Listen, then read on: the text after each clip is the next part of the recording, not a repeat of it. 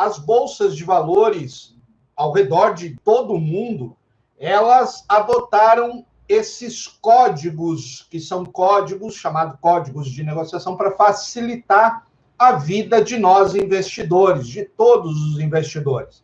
Imagine se você tivesse de ter que saber a razão social de uma empresa ou um nome fantasia simplesmente para verificar qual é a cotação de uma ação ou até mesmo quando você fosse negociar. Não seria nada prático. Por isso, a criação dos códigos de negociação, as ações e outros ativos são identificados por meio deles. Para as ações, o código ele é composto de um prefixo que ele constitui-se de 4 letras aqui no Brasil.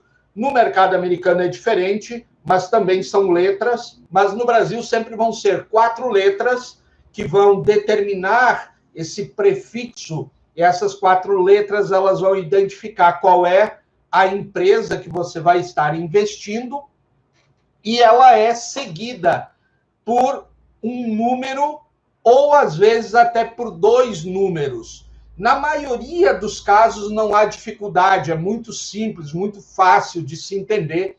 Não é preciso decifrar ou mesmo decorar esses códigos, pois eles são bastante óbvios. Por exemplo, nós podemos pegar o código PETR, né, da Petro 4, por exemplo, PETR 4, nós vamos estar nos referindo, quando você vê esse código ou ouve falar sobre Petro 4, que é o código das 4 letras, o P, o E, o T e o R, mais seguida do número 4, nós estamos falando de ações preferenciais, também conhecidas como ações PR, da empresa Petrobras. Já se nós encontrarmos as letras ITUB, ITUB 4, nós estamos falando das ações preferenciais já do Banco Itaú. Um outro código muito conhecido dentro da Bolsa de Valores é a Vale, VALE, Vale. Vale 5. São ações preferenciais da empresa Vale do Rio Doce, a mineradora.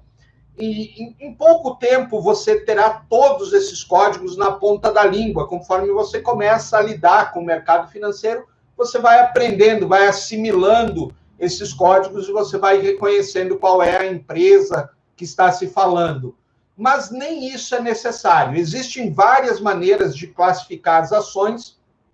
A mais comum é a que subdivide em ações que a gente chama de ações ordinárias e ações preferenciais. E nós podemos abreviar as ações ordinárias com ON e as ações preferenciais com PN. Então, nós temos esses 2 tipos de ações: ações ordinárias, ou ON, e ações preferenciais, ou PN.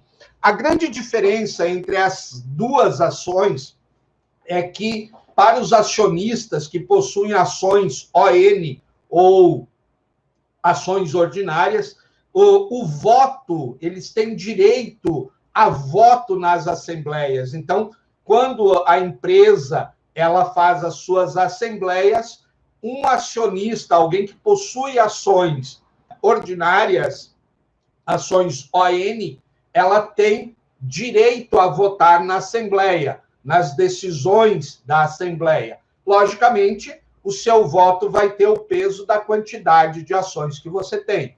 Já nas PN, ou preferenciais, elas não dão direito a voto ao acionista, às pessoas que detêm essas ações. O voto, ele sempre vai ser proporcional à quantidade de ações que o acionista possui.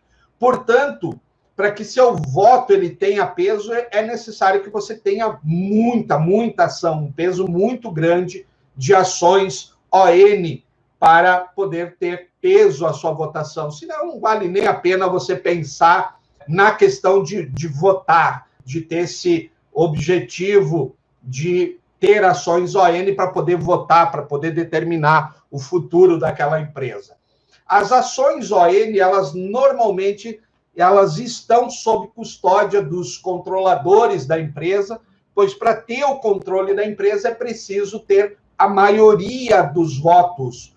Caso contrário, não se tem controle nenhum. Então, existem empresas que elas possuem ações à venda na Bolsa de Valores, tanto das ações ON quanto as ações PN.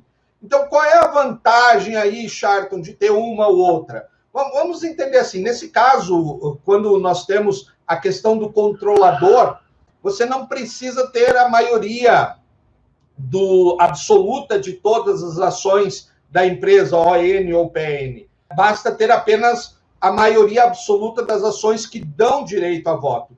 Já as empresas que possuem somente ações ON, elas obrigam os seus controladores a terem a maioria das ações de toda a empresa. E a partir dessa informação, nós chegamos à conclusão de que se a empresa possui ações ON e PN, é muito provável que as ações PN tenham muito mais liquidez que as ações ON. Por quê? Porque as ON, elas ficam na mão do controlador, ele não tem interesse de vendê-las, porque se ele vender, ele vai perdendo o poder de controle da companhia, da empresa. Já as ações PN, elas não dão direito a voto, então ela tem liquidez. Ou seja, o que é ter liquidez, Charlton? É que você pode comprar e vender essa ação muito mais rápido, com muito mais agilidade.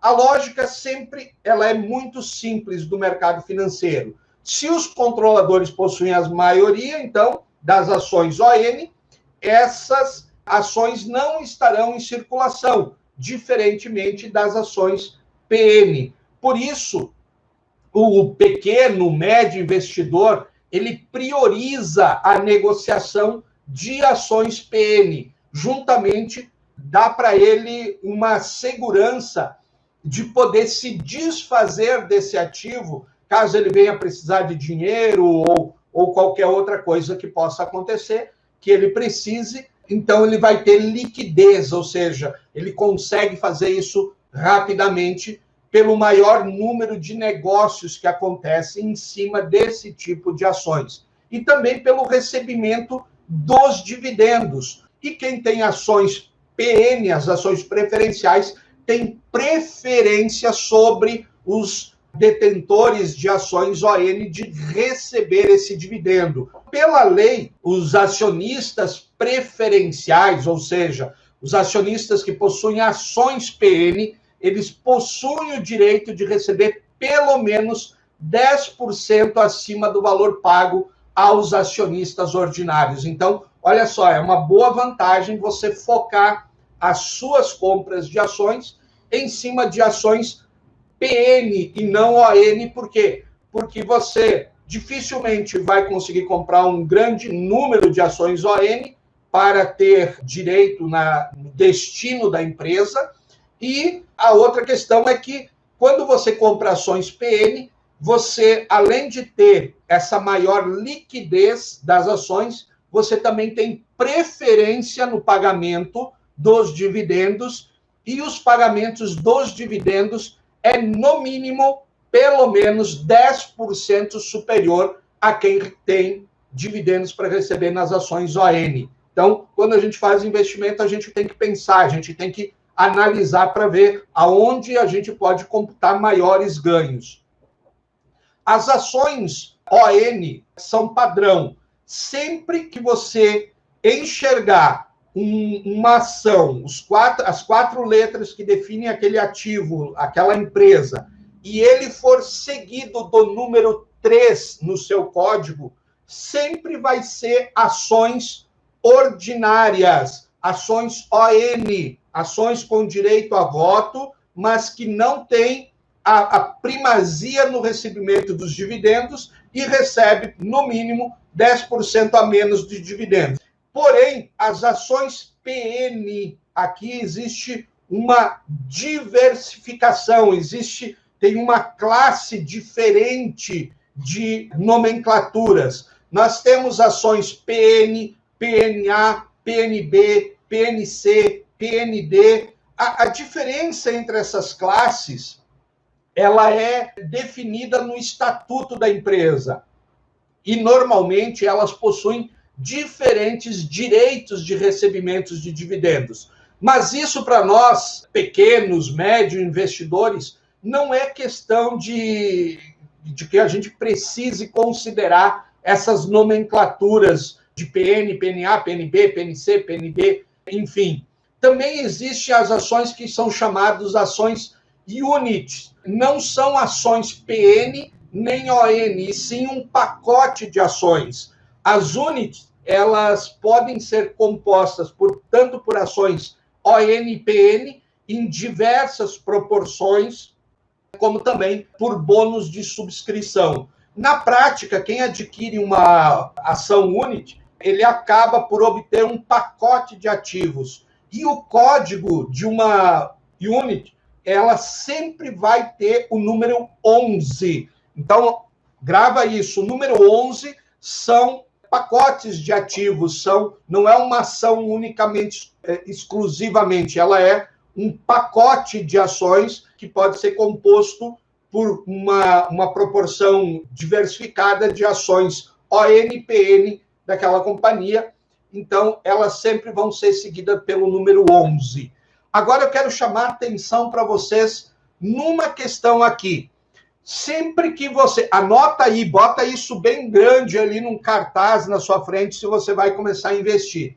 Toda vez que você encontrar códigos com o final 1, o 2, o 9, o 10, 12, 13, isso não é uma ação. Os códigos com final 1, 2, 9, 10, 12 e 13 não são ações. Portanto, não negocia eles achando que são ações de empresas. Esses ativos, em sua grande maioria, eles possuem vencimento e você pode ter grandes prejuízos por falta de conhecimento. Ok? Então, evita qualquer ativo que tenha esses finais. Vou repetir, o 1, o 2, o 9, o 10, o 12 e o 13. Ok? Bom, vamos lá, vamos entender aqui quais números correspondem a cada tipo de ação. O número 3, ele sempre vai ser ações ON. O número 4, nós vamos ter ações PN, preferenciais que são padrão. O número 5, no final da ação, do código de 4 letras, vai ser ações de classe A. O número 6 vai ser ações preferenciais de classe B. A número 7, ações preferenciais PN de classe C. E o número 8, você vai ter ações preferenciais ou ações PN de classe D. Ok? Então, essas ações você pode negociar. Tá? Tanto a 3, a 4, 5, 6, 7 e 8 são ações que estão ok para você negociar.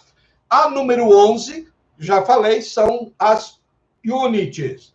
Então, essa aqui você sabe que ela é um composto acionário daquela companhia. É importante que você saiba quais ações negociar. Por isso, eu vou te dar um apanhado de todas essas informações, tá? de códigos de ação, algumas dicas que são importantes do que a gente viu aqui. Então, primeiro, o código das ações ele é composto por um prefixo de 4 letras. Você sempre vai encontrar aqui no Brasil, sempre vai ser 4 letras. Vale, Petro, Itube, OIBR, qualquer empresa que é negociada na Bolsa de Valores vai ter 4 letras, não importa o tamanho do nome daquela empresa, sempre vai ser 4 letras, e quando a empresa possuir ações ON e PN,